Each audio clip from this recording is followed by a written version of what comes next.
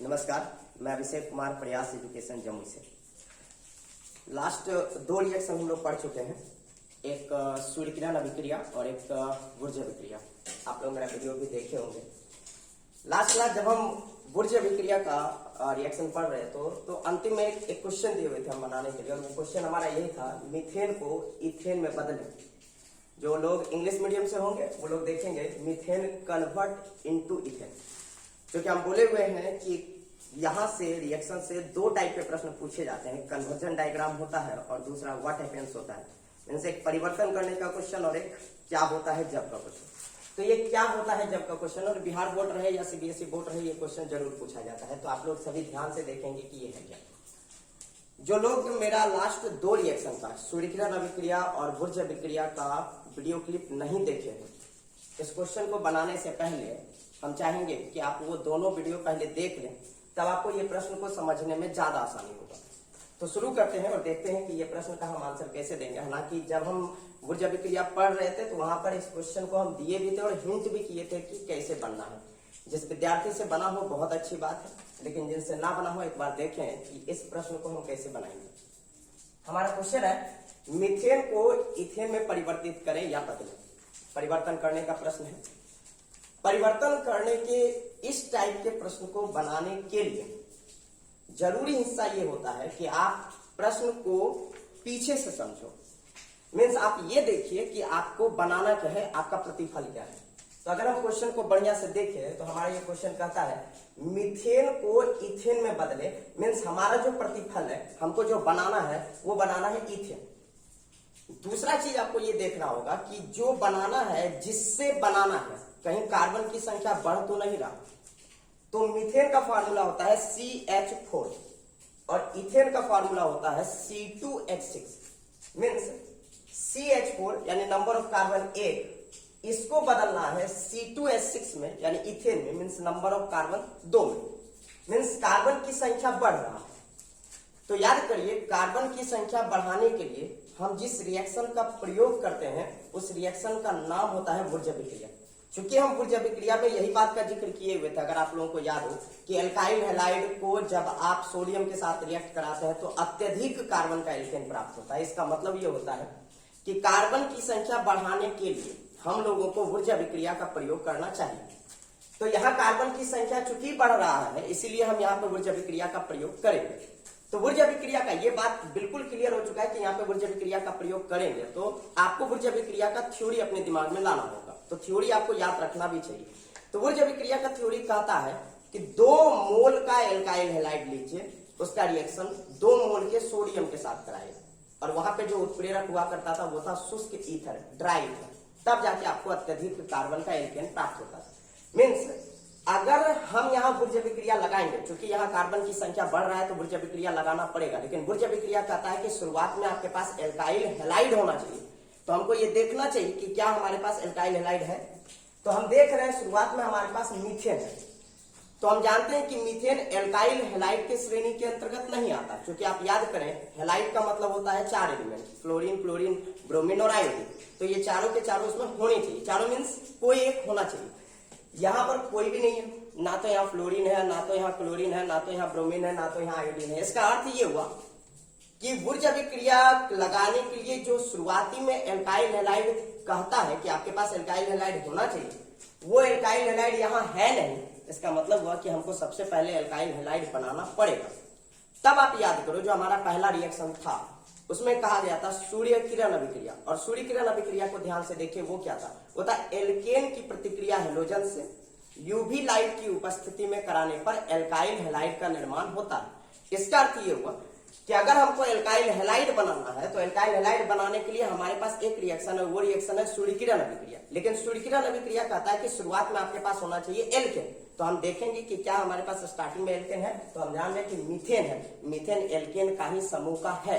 इसका मतलब है कि अब हम यहाँ पर स्टार्टिंग में सूर्यकिरण अभिक्रिया लगा सकते हैं। एक बार दोबारा समझे, अभी जो हम कह रहे हैं, मीथेन को बदलना है इथेन में। मीन्स कार्बन की संख्या बढ़ानी है। कार्बन की संख्या बढ़ाने के लिए जिस रिएक्शन का प्रयोग किया जाता है उस रिएक्शन का नाम है बुर्ज अभिक्रिया।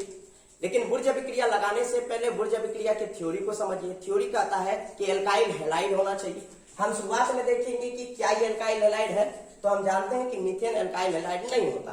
तो इसका मतलब है कि पहले आपके पास एल्काइल हैलाइड होना चाहिए, तब हमको याद करना चाहिए कि एल्काइल हैलाइड हम कैसे बना सकते हैं। तभी मेरे दिमाग में आता है कि एल्काइल हैलाइड बनाने के लिए एक रिएक्शन था जिसका नाम था सूर्य किरण अभिक्रिया। इसका अर्थ है कि शुरुआत में आपको सूर्य किरण अभिक्रिया लगाना पड़ेगा, क्योंकि सूर्य किरण अभिक्रिया सबसे पहले एल्काइल हैलाइड में परिवर्तित करेगा।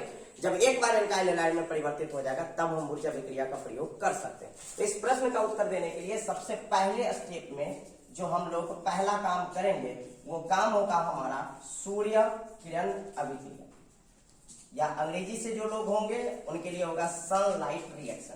तो सबसे पहला स्टेप जो हम लोग यहाँ पर काम करने जा रहे हैं वो है सूर्य किरण अभिक्रिया। तो सूर्य किरण अभिक्रिया अगर आपको याद हो तो उसमें कहा जाता था कि शुरुआती में एल्केन होना चाहिए। हमारे पास एल्केन के जगह पर मीथेन है। हम जानते हैं कि मीथेन का फॉर्मूला CH4 होता है। तो पहले CH4 का आप डायग्राम बना लो, यानी मीथेन का आप डायग्राम बनाइए, संरचना बनाइए। तो C यहाँ पर है, H यहाँ है, H फिर यहाँ है H और फिर यहाँ है H। सही है, ये मीथेन हुआ। और सूर्य किरण अभिक्रिया कहता है कि एल्केन का रिएक्शन आपको हेलोजन से कराना चाहिए। आप हेलोजन की जगह पर कुछ भी ले सकते हैं, हेलोजन मींस H2, तो आप कुछ भी ले सकते हैं। हम यहाँ पर क्लोरीन को ले लिए तो Cl2 का यूज किया करते थे।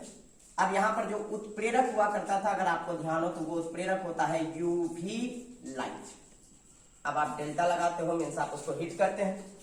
हम जानते हैं कि H के ऊपर चार्ज होता है प्लस और Cl के ऊपर चार्ज होता है माइनस, और हम जानते हैं कि विपरीत आवेश के बीच में आकर्षण होता है, तो ये दोनों यहाँ से बाहर निकले। अब लास्ट क्लास हम बोले हुए थे कि कार्बन टेट्रावेलेंट होता है, 4 बॉन्ड उसके पास होना बहुत जरूरी होगा। तो हम लोग याद करें कि ये H और ये क्लोरीन जब अट्रैक्ट करके यहाँ से निकलेगा तो हाइड्रोजन अपना इलेक्ट्रॉन और क्लोरीन अपना इलेक्ट्रॉन लेकर यहाँ जाएगा, तो ये हाइड्रोजन का स्थान वैकेंट हो जाएगा, मीन्स खाली हो जाएगा। इसको फुलफिल करने के लिए, भरने के लिए हम इस Cl को उठाकर इस जगह पर रख देंगे। जब आप ऐसा करते हो तो आपको एक प्रोडक्ट मिलेगा, वो प्रोडक्ट कुछ ऐसा होगा, HCH यहाँ Cl, और बाहर हमारा क्या निकल रहा है, जाहिर है ये वाला Cl कैसे आया आपको मालूम है, क्योंकि ये वाला Cl उठकर यहाँ पर गया है, और बाहर क्या जाएगा HCl, तो आप यहाँ पर लिखोगे HCl। अच्छा, अगर आप इसका नाम का जिक्र करें तो इसका नाम होता है क्लोरोमीथेन या फिर मिथाइल क्लोराइड। क्योंकि इसका अगर हम फॉर्मूला देखें तो हमारे पास फॉर्मूला बनकर तैयार होता है CH3 और उसके बाद आपके पास सिंगल बॉन्ड के साथ Cl, तो इसका नाम होता है मिथाइल क्लोराइड, और आपके पास जो बाहर निकला है वो है HCl। तो अगर हम बढ़िया से देखें तो सूर्य किरण अभिक्रिया की मदद से हम मीथेन को एल्काइल हैलाइड में मींस मिथाइल क्लोराइड में बदल चुके हैं।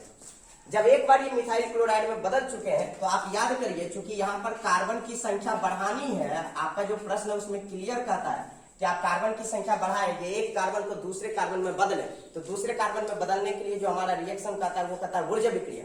तो वुरजा अभिक्रिया के बारे में भी आपको थोड़ा देर पहले कहा गया था कि वुरजा अभिक्रिया कहता है कि एल्काइल हैलाइड होना चाहिए। तो आप ध्यान से देखो कि एल्काइल हैलाइड हमारा आ चुका है। अगर आप प्रश्न को जो बनाए हुए हैं अगर आप इसको ध्यान से देखें तो एल्काइल हैलाइड हमारा प्राप्त हो चुका है। लेकिन वुरजा अभिक्रिया का थ्योरी क्या कहता है कि एल्काइल हैलाइड कितने मोल में ले, तो वो 2 मोल में कहता है, मींस CH3Cl को 2 बार लेंगे। तो CH3Cl एक बार और लेंगे CH3Cl, क्योंकि इसका थ्योरी अगर आप जाके देखें हमारा लास्ट वीडियो में तो वहां क्लियर कहा गया था कि वुरजा रिएक्शन में 2 मोल का एल्काइल हैलाइड होना चाहिए। अच्छा, याद करिए, वुरजा अभिक्रिया कहता है कि 2 मोल का एल्काइल हैलाइड, हमारे पास CH3Cl था तो हम 2 CH3Cl ले चुके हैं। दूसरा बात हम यहाँ पर जो कहना चाहेंगे वो ये कि यहाँ CH3Cl है तो यहाँ पर भी CH3Cl इसलिए लिया गया क्योंकि हमको बनाना था C2H6 से, क्योंकि इथेन का फॉर्मूला आपके पास क्या है, C2H6। किससे बनाना था तो CH4 से, तो एक कार्बन को 2 कार्बन में बदलना था। तो यहाँ एक कार्बन ऑलरेडी मेरे पास था, तो 2 कार्बन में बदलने के लिए दोबारा हमको तो एक ही कार्बन का जरूरत था, तो इसीलिए हम दोबारा CH3Cl लिए। अब इसका रिएक्शन आप 2 सोडियम के साथ कराओगे 2Na के साथ।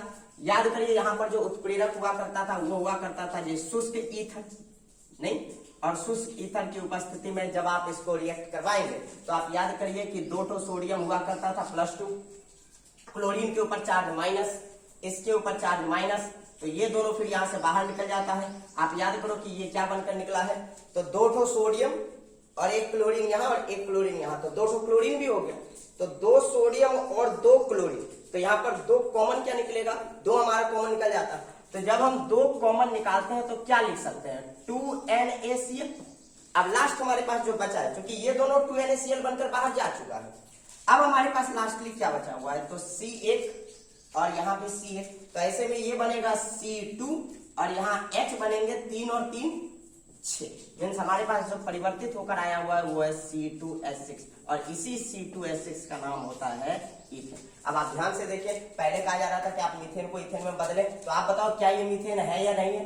तो ये हमारे पास बिल्कुल मीथेन है, तो हम मीथेन को ईथेन में बदल चुके हैं। लेकिन मीथेन को ईथेन में बदलने के लिए हमें 2 स्टेप की जरूरत पड़ी।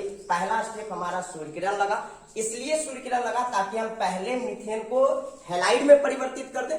इसलिए हैलाइड में परिवर्तित करना हुआ क्योंकि आप याद करो, एक कार्बन को 2 कार्बन यानी कार्बन की संख्या बढ़ाने के लिए बुर्ज अभिक्रिया करता था। बुर्ज अभिक्रिया क्या करता है कि आपके पास शुरू में एल्काइल हैलाइड होना चाहिए, लेकिन मेरे पास शुरू में एल्काइल हैलाइड था नहीं, तो एल्काइल हैलाइड बनाने के लिए सबसे पहले हम सूर्य किरण अभिक्रिया का यूज किए। तो पहले ये एल्काइल हैलाइड में परिवर्तित हो चुका है, उसके बाद हम बुर्ज अभिक्रिया लगाए हैं। तो 2 एल्काइल हैलाइड लेकर फिर उसको 2 सोडियम के साथ रिएक्शन कराकर हमें जो प्राप्त हुआ वो ईथेन का निर्माण हो चुका है।